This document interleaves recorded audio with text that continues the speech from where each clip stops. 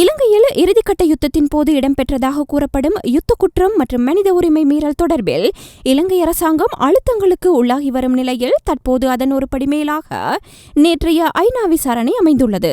ஐநா சபையின் பிரதான காரியாலயத்தில் நேற்று புதன்கிழமை மாலை காணாமல் போனவர்கள் தொடர்பில் விசேட கலந்துரையாடல் ஒன்று இடம்பெற்றது.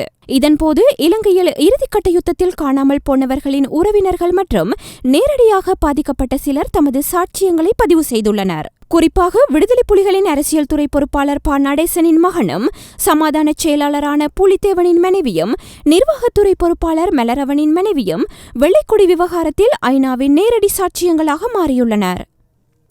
இறுதிக்கட்ட யுத்தத்தின் போது போராளிகள் மற்றும் தளபதிகள் உள்ளிட்டோர் சரணடையும் போது இராணுவத்தில் தம்மை சரளமாக பேசக்கூடியவர்கள் இருந்ததாகவும் அவர்கள் தமது உறவுகளின் பெயர்கள் மற்றும் அங்க அடையாளங்களை சரியாக கூறி அழைத்ததாகவும் தளபதி மலரவனின் மனைவி தெரிவித்துள்ளார்.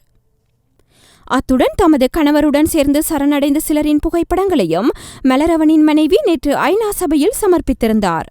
மேலும் பெற்றோருடன் வந்த பெண் பிள்ளைகளை தனியாக பிரித்து இராணுவம் அழைத்துச் சென்றதாக புலித்தேவனின் மனைவி சாட்சியம் அளித்தார். இலங்கையில் கடந்த 3 தசாப்தங்களாக நடைபெற்று வந்த கொடூர யுத்தம் கடந்த 2009 ஆண்டு பல்லாயிரம் உயிர்களை காவு கொண்டதோடு முடிவுக்கு கொண்டுவரப்பட்டது. இதன்போது நந்திக்கடலில் வெள்ளைக்கொடியுடன் சரணடைந்தவர்களை இலங்கை இராணுவம் சுட்டுக் கொன்றதாக குற்றஞ்சாட்டப்பட்டுள்ளது. அத்துடன் கடந்த 2009 ஆண்டு மே மாதம் 18 அருட்தந்தை பிரான்சிஸ் தலைமையில் விடுதலை புலிகள் அமைப்பின் முக்கிய தலைவர்கள் 110 பேர் சரணடைந்தனர்.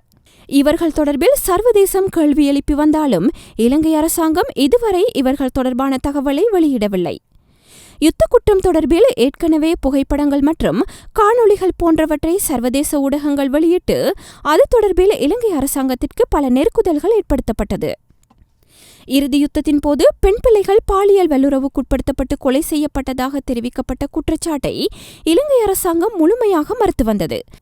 இந்நிலையில் தற்போதைய சாட்சியத்தின் பிரகாரம் பெண் போராளிகளே அதிகமாக காணாமல் போயுள்ளதாகவும் பெண் பிள்ளைகளை இராணுவத்தினர் தனியாக கூட்டிச் சென்றனர் எனவும் தெரிவிக்கப்பட்ட சாட்சியம் விசாரணைக்கு மேலும் வலு சேர்த்துள்ளது. யுத்த குற்றம் தொடர்பில் விசாரணை செய்ய ஐநா மற்றும் புலம்பெயர் அமைப்புகள் முன்னெடுத்த அனைத்து வழிகளின் கதவுகளையும் கடந்த அரசாங்கம் மூடி வந்த நிலையில் பாதிக்கப்பட்டவர்கள் தற்போது ஐநாவுடன் நேரடியாகவே தொடர்பினை ஏற்படுத்தி சாட்சியங்களை பதிவு செய்து வருகின்றனர். இவர்களுக்கு ஆதரவாக புலம்பெயர் தேசமெங்கும் கையெழுத்து பெறும் நடவடிக்கையும் தற்போது நடைபெற்று வருகின்றது.